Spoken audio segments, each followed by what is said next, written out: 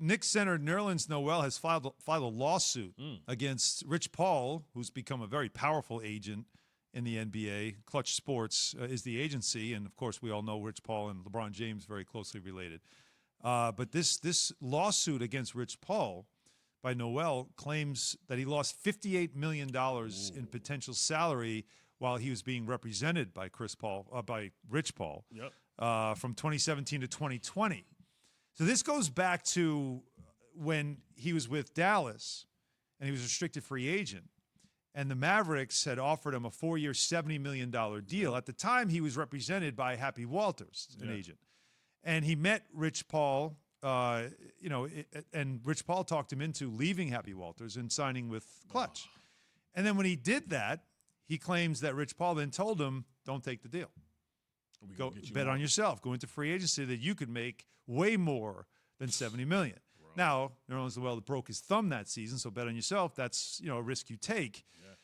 And then Noel says that after that, he played the next 2 seasons, didn't re-sign with Dallas, spent the next 2 seasons with Oklahoma City, making the league minimum. Wow.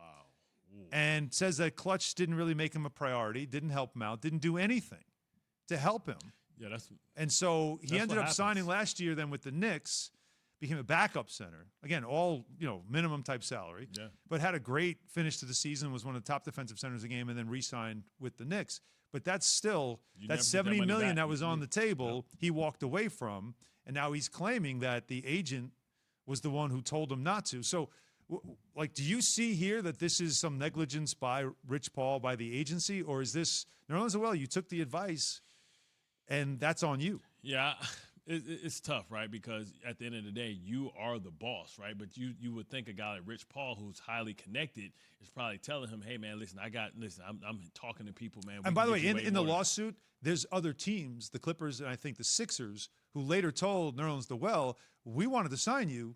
They didn't take our call. So if he never gave him that information, that he never took the call, he didn't give him all the information. That's one of the other things alleged is that there were other teams. That's negligent. He's claiming other teams told him that they wanted to sign him and that they never could get in touch with Rich Paul. How many of those teams will put that on paper because they don't want? Well, in the lawsuit, you're going to have to attest to it, right? So they're going to have to, communicate under oath that they said that, and then is that somebody speaking out of turn? Like, how guys, coaches, like, hey, man, we was trying to get you. What's up, man? Rich Paul never hit his back. Or is it going to be somebody that's going to put their stamp on and say, hey, listen, I tried to reach out to your agent. He didn't call us back. We just assumed that you weren't interested. And if he didn't give that information to Noel, then that's negligent, and that's a fireable offense. Well, he's already fired, but then that's a suable offense as well because you didn't give me the opportunity to make the right, what do you call it, fiduciary, responsibility to give me all the information and try and act out of not your own self-interest, but also the interest of me, the player.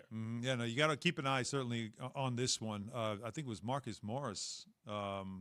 Was it Marcus Morris, right? He had a deal with the Spurs but didn't want to sign there. Rich Paul was his agent. Yeah. Ended up breaking the deal because he didn't want to sign there. Yeah. Ended up going to New York and then has moved on. Man, look what happened to since then. Struder. That was bad. That's completely different. But that's a report that I've heard that they didn't necessarily offer him that money. That was just something that was, suggested, like a parameter of what he could get. But I don't think, from what I've heard, he wasn't actually offered. But that's what happens when you go with these high price, high impact type of agents, right? And you get buried, right? You get buried. Yeah, because they're representing big names. I mean, he's got Anthony Davis. He's got some big stars. They're like $70 million. Come on, man. Please do not take my pocket change. Like, come on, man. I don't know about that. But no, like when you looking at that and looking at, Embiid is making $50 million a year, and you talking about getting a commission off of that, you kind of get buried. And then when you try and call some of these high-priced agents, you don't get them. You get their, well, you're not a priority. Assistant. Right, you get their first assistant. Right, but if you're telling me to turn down $70 million, you damn well better make me a priority then. If you're telling me that,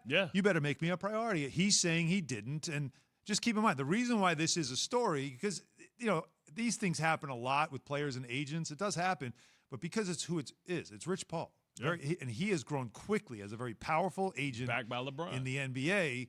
So it's a story certainly to keep an eye on.